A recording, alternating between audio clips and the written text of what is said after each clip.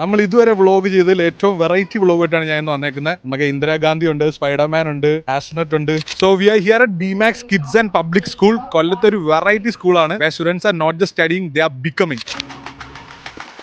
കുറെ പഠിപ്പിക്കുന്നില്ല, കുറെ ഫോഴ്സ്ഫുള്ളി ഒന്നും ചെയ്യിപ്പിക്കുന്നില്ലാത്തത് കൊണ്ടും ഇതേപോലെ എക്സ്ട്രാ കരിക്കുലർ ആക്ടിവിറ്റീസിന് അവർക്ക് ഒരുപാട് അവസരങ്ങൾ കിട്ടുന്നത് കൊണ്ടും വേറൊരു കാര്യം കുറച്ച് പിള്ളേരാകുമ്പോൾ ടീച്ചേഴ്സിന് ശ്രദ്ധിക്കാൻ പറ്റും. ഒരു ഫുൾ ആക്ടിവിറ്റി ഓറിയന്റഡ് സ്കൂളാണ്. ആൻഡ് നമ്മൾ ഇന്ന് ഇവിടെ ചിൽഡ്രൻസ് ഡേ സെലിബ്രേഷൻ ആണ് വന്നേക്കുന്നത്. ഫുൾ ഫൺ ആക്ടിവിറ്റീസ് അവിടെ നടന്നുകൊണ്ടിരിക്കുകയാണ്. വൈകുന്നേരം വരെ ഉണ്ട്. ആരാ